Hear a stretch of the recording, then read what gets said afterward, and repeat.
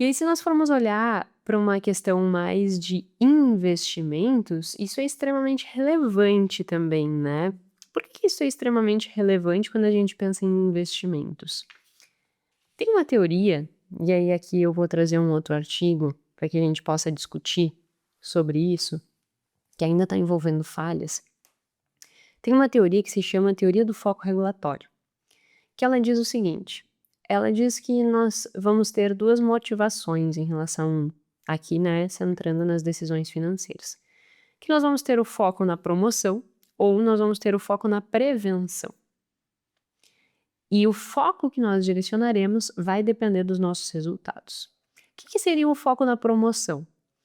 É um foco orientado no ganho, nas aspirações, no crescimento. Então eu quero promoção, eu quero me promover, né, então eu quero crescer. Então, tem uma parte de mim que vai estar focado numa motivação de progressão, de crescimento. Agora tem uma outra motivação, que a depender do contexto, vai ser um foco na prevenção. Busca de segurança, busca de: "Meu Deus, eu tenho que fazer isso aqui por obrigação", para evitar perdas. Então percebe que um tá focado em crescer e o outro tá focado em se proteger. Os 2 é motivação.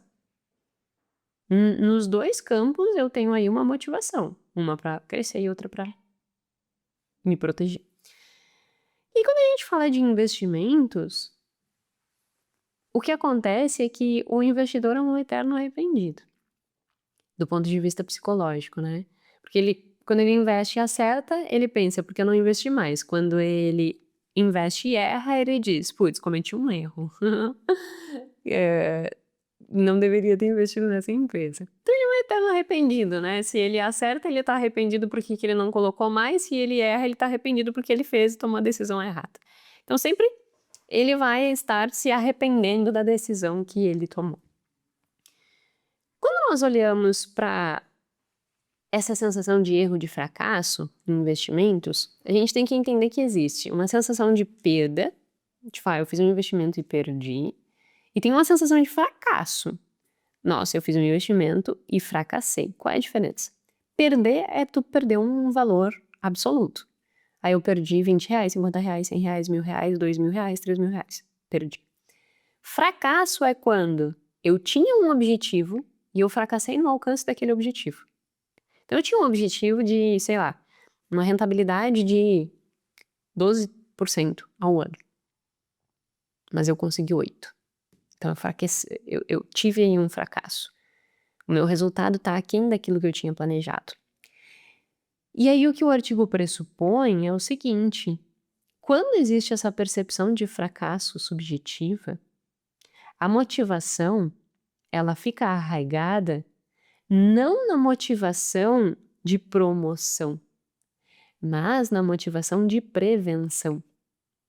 Ou seja, quando eu psicologicamente amargo a sensação de fracasso, eu tenho uma maior predisposição a agir de forma protetiva e não de uma forma de crescimento. No mundo financeiro, e aí foi isso que esse artigo fez, ele fez 4 experimentos para conseguir comprovar isso. Ele mostrou que ele usava simulador de investimento, né. E ele mostrou, conseguia fazer algumas variações ali nos grupos, né, de que para que a pessoa tivesse a sensação de fracasso ou só de perda. Então, para que tenha a sensação de fracasso, foi estabelecida uma meta, e aí era dito: "Olha, a meta era tal e tu fracassou, tu não conseguiu atingir a meta que tu tinha estabelecido", para gerar essa sensação de: "Puts, eu fui incompetente, eu fui pior do que eu tinha estabelecido, eu não consegui chegar no resultado que eu queria ter chego", né. Então ele constrói esse contexto para gerar a sensação de decepção. E o que ele conseguiu comprovar? Que todas as pessoas que estavam alocadas no grupo de sensação de fracasso, que em decisões futuras elas se tornam mais conservadoras e elas têm mais cautela na alocação dos recursos dela, do que as pessoas que têm só perda ou que ficou neutro. O que que, isso gera, né, de compreensão? que a depender do contexto e a depender do que acontece no teu histórico passado, o teu ponto de referência, que é uma das bases de finanças comportamentais, o teu ponto de referência, no caso, o que eu queria de ganho, né, versus o que eu efetivamente tinha, que foi um fracasso, ou seja, o meu ganho tá aquém do que aquilo que eu tinha estabelecido, eu tinha um ponto de referência, eu fiquei aquém, fracassei. Que sempre que existe esses contextos de tomada de decisão, o histórico importa.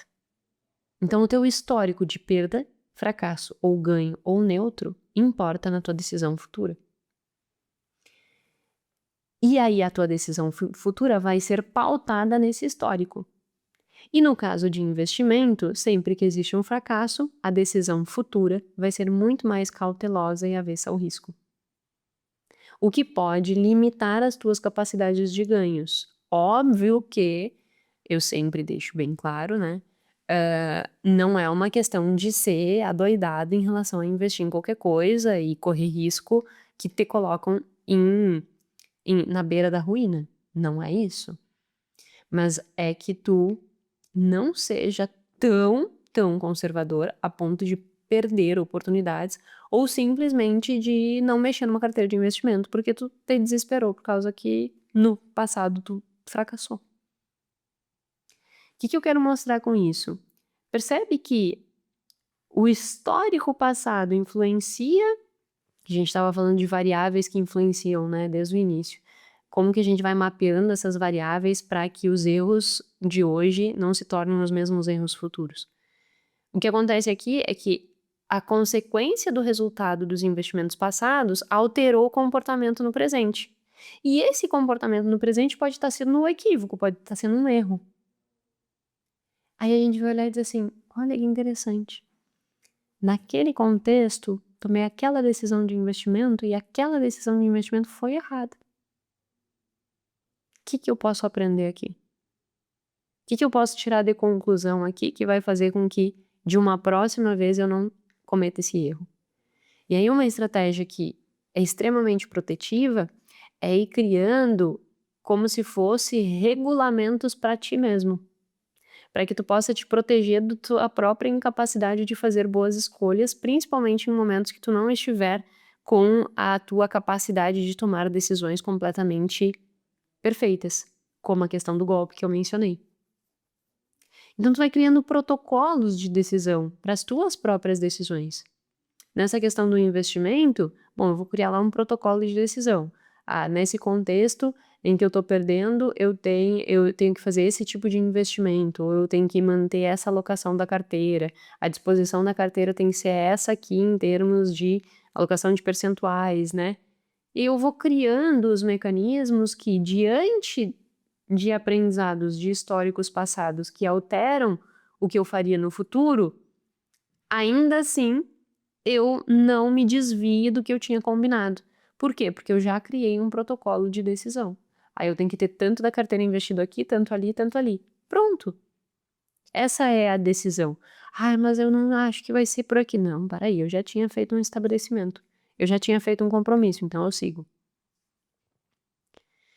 Isso é tu aprender com os teus erros, tu conseguir monitorar mais as variáveis que te desviam do teu objetivo e ao longo do tempo ir construindo para ti mesmo protocolos de ação.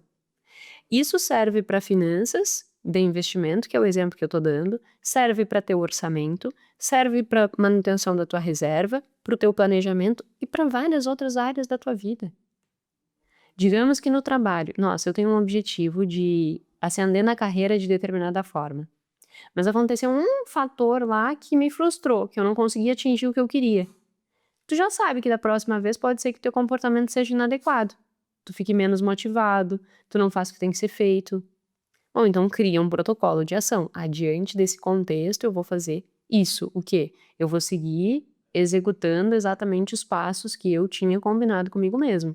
Não deixar de criar minha rotina, não deixar de fazer meus estudos, não deixar de propor ideias, não deixar de tentar aplicar ideias, criar esses protocolos.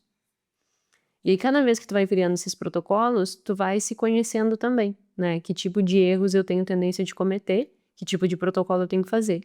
E aí tu vai melhorando tuas escolhas. Mas Jéssica, isso é muito chato. Claro que é um grande desafio, né? E assim, é, dentro de finanças comportamentais, um livro que discutiu muito isso é o Ruído, né? Que é criar a higiene da decisão. E a higiene da decisão é exatamente isso, a gente começar a ir limpando o nosso processo de tomada de decisão a partir de protocolos que vão nos permitindo fazer análises mais conscientes das nossas escolhas. E óbvio que a gente não vai conseguir fazer de tudo. Só que para pontos específicos a Pituca tá cavando na cama. Deu, Pituca? Deve estar ficando barulho aqui, não sei se pega no microfone, mas ela tá naquela coisa de cachorro que fica rodeando assim e cavando cama, entendeu? Deu, Pituzinha. Pituzinha tava querendo dar oi. Pra quem não sabe quem é a Pituca é minha cachorrinha. Agora eu tô olhando na câmera. Cancelar segmento. Deve ser que tava dando ruído no cartão, não sei. Mas então, voltando a esse aspecto, né? Criar esses protocolos é extremamente protetivo, porque tu vai te dando essa clareza. Só que, óbvio, tu não consegue criar protocolo de tudo. Então, se tu não consegue criar protocolo de tudo, e vai ser impossível, porque senão a nossa vida viraria muito chata, tu tem que criar daquilo que é mais importante. E o que é mais importante para a construção de uma vida que seja pautada em bem-estar financeiro, segurança e liberdade? É tu construir um bom comportamento no mês, ou seja, criar os teus roteiros aí de decisão em relação ao teu orçamento, fazer, né, toda essa estrutura de quais são os teus objetivos, criar um plano para o teu futuro, investir no teu futuro, criar esse protocolo antes da decisão. Se entrar dinheiro novo, o que eu faço com esse dinheiro? Já estabelece o que tu vai fazer com cada dinheiro novo que vai criar. Porque isso vai te dando clareza, isso vai te dando lucidez no processo de tomada de decisão, e isso vai te afastando dos teus erros. Então tu tem que ir criando essas coisas. Roteiro para o mês a mês, roteiro para reserva de emergência, roteiro para teu planejamento de longo prazo, roteiro para os teus sonhos, roteiro para decisões de investimento quando tu começares a fazer.